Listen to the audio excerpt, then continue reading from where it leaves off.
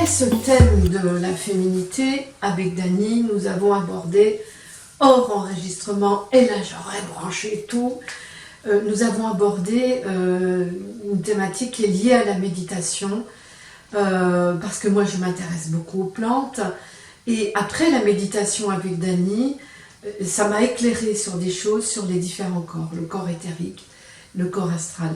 Et je disais donc à Dany que les plantes qui veulent à tout prix passer dans le monde animal, dans le règne au-dessus d'elles, elles s'ouvrent énormément à l'astral et bien elles enfreignent une loi cosmique, et elles deviennent vénéneuses pour l'animal. Voilà. Et ce que je disais à Dany, et si on rapportait ça à l'humain, qu'est-ce qui se passe si on veut trop entrer en communion avec des êtres supérieurs, qu'est-ce qui se passe pour nous? Bien, on dit ne rien vouloir et attendre. Donc en fait, tant que nous ne sommes pas appelés à faire quelque chose, nous ne devons pas faire le forcing. Si nous faisons le forcing, automatiquement, nous allons nous casser la figure. Alors, c'est vénéneux, oui, comme tu dis, pour certaines, comment dire, peut-être des anges, des archanges, des choses comme ça. Pour des entités supérieures. Des entités supérieures. Mais ça peut être aussi vénéneux pour nous. Parce que nous ne sommes pas prêts à recevoir ce qui est à recevoir. Donc ça, je pense que c'est quelque chose d'important de savoir attendre. Oui, quelque part, c'est de l'orgueil de vouloir toujours aller plus haut, de toujours savoir plus que l'autre. Ouais. Mais en fait, de toute manière, nous serons instruits. Mais nous serons instruits au moment où on jugera que nous pouvons l'être. Au moment où nous sommes prêts. Nous sommes prêts. Et en fait, ça nous amène ça à être peut-être un peu plus conscients de ce que nous recevons au moment où nous le recevons. Oui. Parce que pourquoi est-ce qu'on veut toujours plus? C'est aussi, quand on rentre dans ce fameux registre pas possible psychologique, qui est le registre de la comparaison. La comparaison, et puis cet orgueil quand même. La supériorité. Oui. Voilà. Dire, ben moi je sais plus que d'autres, etc. Voilà, c'est ça. Voilà. Alors c'est bien, mais on est là pour être instruit. Hein. Je pense que les entités bienveillantes qui sont autour de nous, ces êtres supérieurs sont là aussi pour nous instruire. Mais surtout, d'abord, ils regardent si nous, à l'intérieur de nous, nous sommes prêts.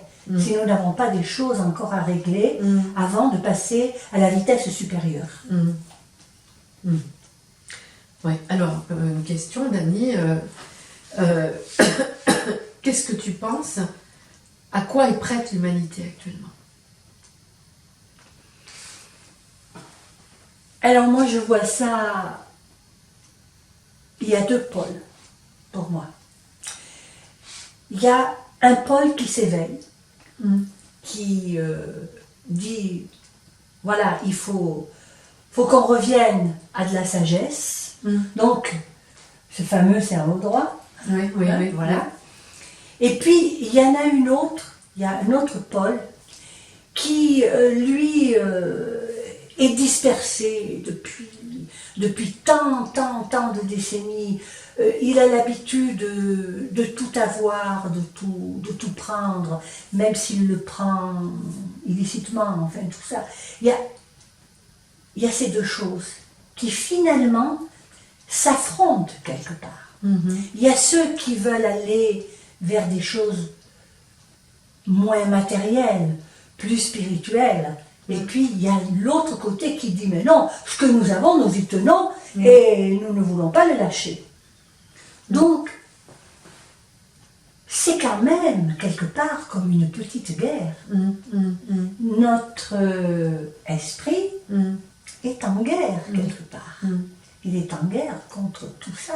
Parce que si nous regardons à notre petite échelle, nous avons en nous cette partie qui dit « Ah oui, voilà, je voudrais bien faire ça, je voudrais bien que ce soit comme ça. » Et puis il y a l'autre côté qui dit « Pourquoi tu changerais quelque chose? Regarde un petit peu comme tu es bien, tu es dans l'aisance, tu as tout ce qu'il faut, etc. » Donc, c'est quand même une guerre, cette guerre à l'intérieur. Hein. Donc, comme je dis, cet esprit que nous avons en nous, il faut le dompter.